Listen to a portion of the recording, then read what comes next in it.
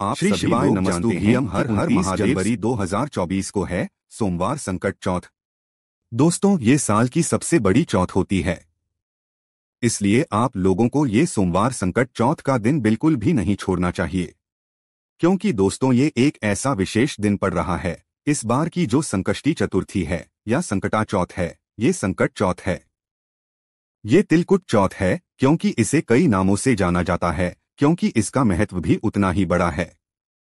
इस बार ये जो चौथ पड़ रही है, ये भगवान शिव जी के सबसे प्रिय सोमवार के दिन ही पड़ रही है, इसीलिए आप लोगों के लिए ये मौका बहुत ही बड़ा है। इसीलिए अपने हाथ से ये मौका मत जाने देना। जब आप लोग इस दिन ये एक छोटा सा उपाय अगर कर लोगे ना, तो इस दिन आपको भगवान शिव जी का आशीर्वाद मिलेगा ही मिलेगा, साथ ही में भगवान गणेश जी का आशीर्वाद भी मिलेगा। मतलब आप जो भी उपाय इस दिन करोगे, भगवान को प्रसन्न करने के लिए उसका आपको 2 गुना फल मिलेगा। वो 2 गुना फल किस उपाय को करने से मिलेगा, वो आप लोगों को ध्यान से सुनना पड़ेगा। दोस्तों, कई सारे लोग वापस से पूछने लगे हैं, एक नवशमी पत्र वाला उपाय है जो कि चतुर्थी के दिन किया जाता है या चौथ के दिन किया जाता है। भाई, जब साल की सबसे बड़ी संकट चौथ या संकष्टी चतुर्थी आ रही है, ये तिलकुल चौथ आ रही है, तो भाई उस दिन हम 9 शमी पत्र वाला उपाय कैसे करें, क्योंकि यही एक ऐसा मात्र उपाय है जो कि चतुर्थी का सबसे बड़ा उपाय है। और जब सोमवार के दिन पड़ जाए चतुर्थी, तो भाई इससे अच्छे बड़ा मौका और कब पड़ सकता है। तो इसीलिए दोस्तों, आज की इस वीडियो में हम आप लोगों को इस संकट चौथ के दिन या संकष्टी चतुर्थी के दिन किया जाने वाला नव शमी पत्र वाला सबसे बड़ा उपाय बताएंगे, जो कि पंडित जी ने सिर्फ और सिर्फ चतुर्थी या चौथ के दिन करने के लिए बताया है। और ये उपाय विशेष रूप से माताएं बहनें कर सकती हैं, क्योंकि उन्हीं के लिए ये उपाय है, क्योंकि जब वो ही उपाय करेंगी तो भाई उनके घर से सारी दुख और परेशानियां दूर होंगी, साथ ही में उनकी मनोकामनाएं भी पूर्ण होंगी। तो इस वीडियो में हम नवशमी पत्र वाला उपाय अच्छे से समझते हैं, किसको करना है, कैसे करना है, किस समय करना है, ये सारी जानकारियां हम लोग जानते हैं। तो देखिए, नवशमी पत्र वाला उपाय नाम में ही समझ आता है कि इसमें हमें सबसे पहले नवशमी पत्र आवश्यकता होगी। इसी के साथ में दोस्तों, नवशमी पत्र के साथ में आप लोगों को इसमें एक दीपक भी तैयार करना पड़ेगा। वो कैसा तैयार करना पड़ेगा, वो हम आपको बताते हैं, पर उससे पहले आप ये सुन लीजिए कि इस उपाय को करना किसको है। देखिए, इस उपाय को मुख्यतः पहले कोशिश यही होनी चाहिए कि घर की माताएं बहनें करें, पर किसी कारणवश ना कर पाएं तो भाई घर का कोई बड़ा व्यक्ति भी इस उपाय को कर सकता है, अपनी किसी भी मनोकामना के लिए, किसी भी दुख और समस्या को दूर करने के लिए। और करना किस समय है, तो दोस्तों यहाँ पर हम आपको बता दें कि इस उपाय को आप लोगों को शाम के समय प्रदोषकाल में करना है। आप चाहे तो सुबह भी कर सकते हैं, पर शाम को करना उत्तम रहेगा, क्योंकि इसमें एक दीपक भी हमें जलाना है। तो दीपक शाम के समय यात्री के समय ही जलाते हैं, तो आप लोग चाहें तो प्रदूषण के समय भी कर सकते हैं। और आपका मन है भाई सुबह शाम को नहीं कर पाओगे तो सुबह कर लेना, पर कोशिश करना शाम को ही आप लोग प्रदोष काल में ये वाला उपाय इस साल की सबसे बड़ी चौथ के दिन कर लो। तो करना क्या है वो ध्यान से सुनो। देखो, शाम के समय प्रदोष काल में से कुछ समय पहले आप लोग इस उपाय को करने की तैयारी शुरू कर देना। जैसे कि 9 शमी पत्र आप लोग पहले से तोड़कर लेकर आ जाना। अब ये कहीं दुकान पे या किसी ठेले पे नहीं मिलेंगे, ये आपको वृक्ष से तोड़कर लाने पड़ेंगे। कई सारे लोगों को शमी का वृक्ष नहीं पता होता है, तो भाई आप किसी से पूछताछ करके ही शमी तोड़कर लाएं, अन्यथा अगर गलत आप चीज तोड़कर लेकर आ गए तो भाई आपको उसको उपाय का फल कैसे मिलेगा। तो इसीलिए 9 शमी पत्र आप लोग लेकर आना। ठीक है, बिल्कुल छोटी छोटी सी पत्तियां होती हैं, उस पेड़ में वो होता है हमारा शमी पत्र है ना। तो आप लोगों को नव शमी पत्र यहाँ पर लेकर आना है। नव पत्र लाने के बाद दोस्तों, आप लोगों को क्या करना है कि भाई उनको मतलब सुरक्षित करके रख लेना है। अब इसके साथ में 9 स्वामी पत्र के साथ में आपको एक दीपक भी तैयार करना है। अब ये दीपक कैसा तैयार करोगे वो सुनो। तो देखो, यहाँ पर आप लोग आटे का दीपक तैयार करना है, एक छोटा सा, और मिट्टी का लेना चाहो तो नया लेना तो ज्यादा अच्छा यही रहेगा कि हम एक छोटा सा आटे का दीपक तैयार कर ले। जो आटा आप गुंदों के इस दीपक को तैयार करने के लिए, उस आटे के अंदर कुछ मत डालना, सादा आटा जो है उसको गूंद लेना और एक छोटा सा मीडियम साइज का दिया बना लेना। इसके अंदर जो बाती रखोगे दोस्तों, वो गोल बाती रखो कि भगवान शिव जी के लिए गोल बाती का ही प्रयोग किया जाता है। अब इसके अंदर जो चीज आप लोग डालोगे वो डालोगे शुद्ध देसी गाय का घी। इसके अलावा और कुछ मत डालना, क्योंकि ये वाला उपाय में सिर्फ एक ही दीपक जलेगा जो कि बहुत ही ज्यादा महत्वपूर्ण है ना। इस वाले दीपक से तो आप लोगों को शुद्ध देसी गाय का घी डालना है। और हम आपको हर बार कहते हैं कि भाई उपायों के लिए, भगवान की पूजन अर्चना के लिए शुद्ध देसी गाय का घी थोड़ा सा अलग रख लिया करो। ज्यादातर लोग रखते हैं पर कुछ लोग नहीं रखते हैं, तो भाई आप लोग भी रखना शुरू कर दीजिए, क्योंकि मिलावटी चीजों से जब आप कोई भी उपाय करते हो तो आपको उसका पूर्ण नहीं मिल पाता है, क्योंकि भगवान को हमेशा शुद्धता जो है चीज चढ़ती है, शुद्ध चीज चढ़ती है। शादी में शुद्धता का हमें विशेष रूप से ध्यान रखना पड़ता है।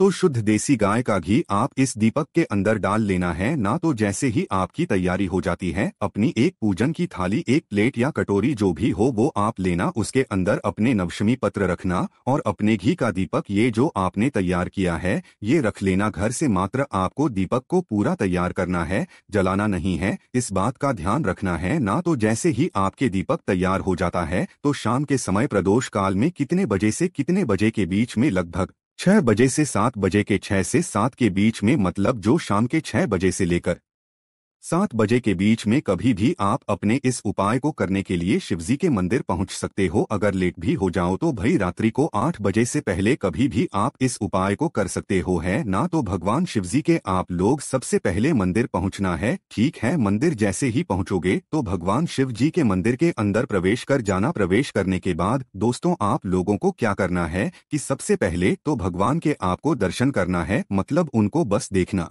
है, उनको निहारना है, उनके दर्शन कर लेना है, ठीक है। उसके दोस्तों अगर आप इस उपाय को सुबह कर रहे हो तो देखो सुबह आप पहले अपनी पूजन अर्चना कर लेना। जल चढ़ा रहे हो, चंदन लगा रहे हो, जो आप पूजन अर्चना करना चाहो भगवान शिव जी की, क्योंकि सोमवार का दिन रहेगा तो सभी लोग पूजन अर्चना जरूर करेंगे। तो भैया पहले आप अपनी पूजन अर्चना सारी कर लेना, उसके बाद ये वाला उपाय करना है। तो जैसे ही पूजन अर्चना हो जाए, इसी तरीके से शाम की भी है, शाम को भी आप पहले दर्शन कर लीजिएगा, सब कर लीजिएगा, उसके बाद उपाय कीजिएगा। तो अब आपको करना क्या है कि आप भगवान शिवजी के मंदिर के अंदर पहुंचे, अपनी उस उपाय की थाली को लेकर, या जो प्लेट के अंदर या पूजन वाली थाली आपने सामग्रियां रखी हुई है उपाय को करने के लिए, है ना। तो आप कितने शमीपत्र लेकर आए हो? पूरे 9 शमीपत्र लेकर आए हो। साथ में क्या लेकर आए हो? एक घी का दीपक लेकर आए हो, है ना। तो अब आपको करना क्या है कि 9 शमीपत्र और एक घी के दीपक का क्या करना है वो ध्यान से सुनो। देखो सबसे पहली चीज आपको अपने 9 शमीपत्र में से कितने 5 शमीपत्र अलग निकाल लेने हैं। कितने? पूरे 9 का अभी हमें इस्तेमाल नहीं करना है, हमें 9 शमीपत्र में से 5 शमीपत्रों को अलग निकाल लेना है। देखो शमीपत्र भी अच्छे अच्छे लाना, ऐसे ना हो आप जल्द में कैसे ले आओ, अच्छे लाओगे, शुद्धता का ध्यान रखोगे तो उपाय अच्छा काम करता है। तो 5 शमीपत्र लेकर आना। 5 शमीपत्र को लाकर, मतलब 5 शमीपत्र अलग निकालकर, अब आप पहले भगवान शिवजी को, शिवलिंग को देख लेना। और भगवान शिवजी के शिवलिंग पर जहां पर भी गणेश जी का स्थान होता है वो स्थान देख लेना। जिस जिसको नहीं पता हम उसके लिए बता देते हैं कि भगवान शिवजी की जो शिवलिंग होती है, शिवलिंग के ऊपर एक गणेश जी का स्थान होता है।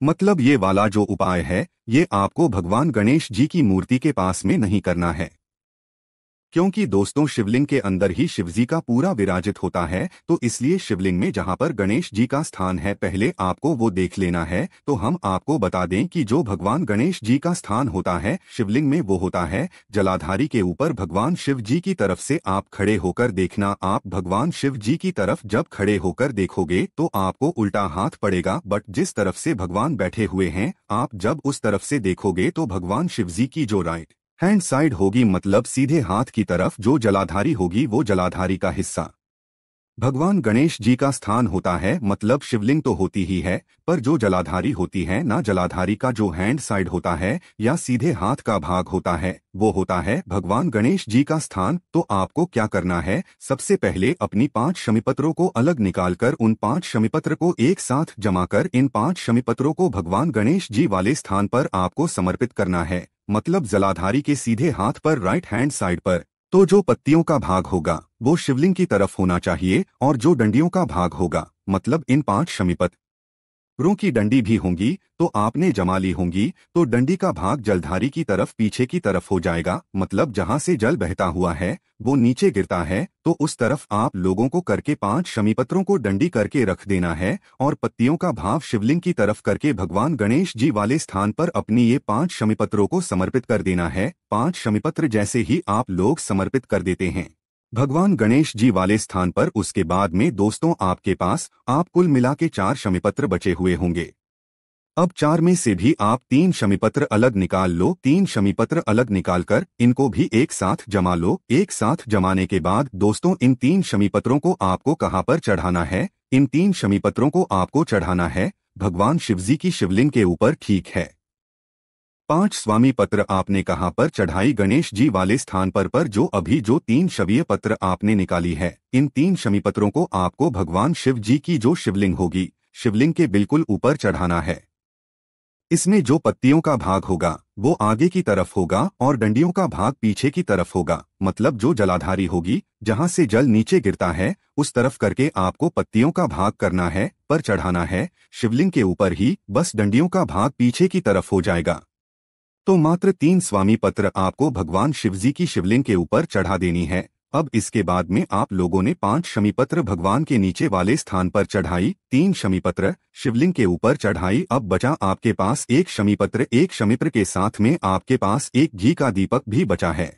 अब कई सारे लोग ये गलती बिल्कुल मत करना कि जाते से ही घी का दीपक जला दो, क्योंकि घी का दीपक जो हमने बनाया है वो उपाय के लिए बनाया, ना कि आप लोगों को अगर आपको जलाना है दीपक भगवान शिवजी के मंदिर में, मतलब शाम के समय में या सुबह भी जलाना चाहते हो तो वो अलग से लेकर जाना, पर इस उपाय में 9 शमीपत्र और 1 दीपक जो है जरूरी है। इस उपाय को पूरा करने के लिए तो दीपक अलग से जलाना चाहो तो पहले वो जला देना अपने पूजन में, पर उपाय के लिए 1 दीपक अलग रखना है ना, ये दीपक आपको आखिरी में ही जलाना है जब आप उपाय कर रहे हो है ना। तो अभी आपके पास 1 शमीपत्र और 1 घी का दीपक गोल बाती का मतलब तैयार रखा है, जो कि आटे का है, जो है मिट्टी का होगा तो नया होगा है ना। और ध्यान रखना कि घर से बत्ती बनाकर नहीं लानी है, घर से पूरा दीपक तैयार करके लेकर आना है, नहीं तो आप लोग ऐसा करो कि बत्ती लेकर आ जाओ, वहीं पर रखे हुए दीपकों में दीपक जला दो, ऐसा नहीं होगा। घर से ही पूरा दीपक तैयार करके लाना है ना। इस तरीके से उपाय करना है।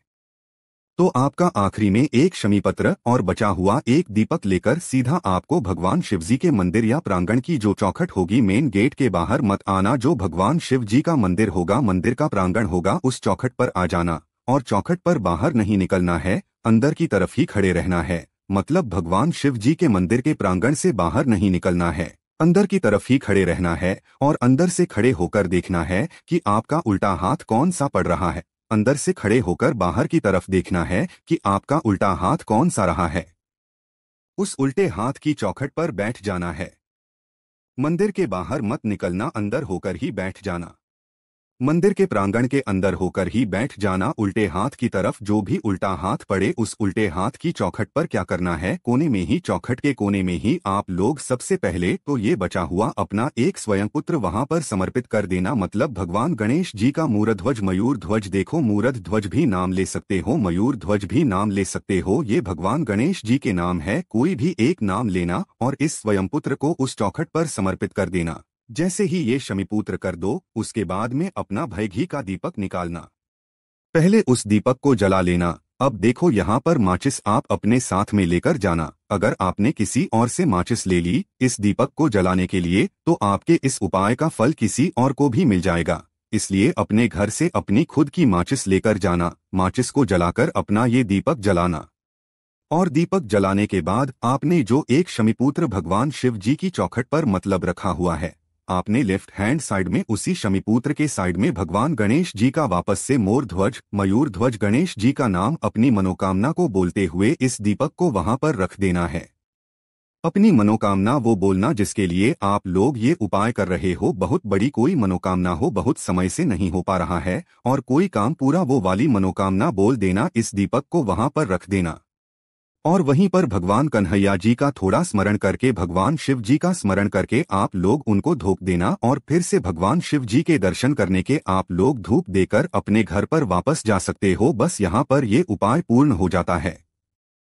दोस्तों ये 9 समय पत्र वाला उपाय कई सारे लोगों को अभी पता नहीं है, इसलिए आप लोग इस उपाय को ज्यादातर लोगों तक, क्योंकि भाई ये वाला जो उपाय है ना, इस उपाय को करने का सबसे बड़ा और सबसे सही दिन जो है आने वाला है, जो कि इस बार सोमवार के दिन ही पड़ रहा है, तिलकुट चौथ या संकट चौथ या संकष्टी चतुर्थी। अब आपको सोच लो इस एक ही दिन को कितने नामों से जाना जाता है, बस यही इतना बड़ा दिन सोमवार के दिन पड़ रहा है, तो इससे अच्छी बड़ी और बात क्या हो सकती है। तो भी आप लोगों को इस उपाय को इस दिन जरूर करना है। अपने किसी भी प्रकार की मनोकामना या दुहक और समस्या को दूर करने के लिए आप लोग ये वाला उपाय कर सकते हो। बाकी दोस्तों कोई भी दिक्कत समस्या या परेशानी आती है तो हमसे कमेंट करके पूछ सकते हो। श्री शिवाय नमस्तुभ्यम। हर हर महादेव।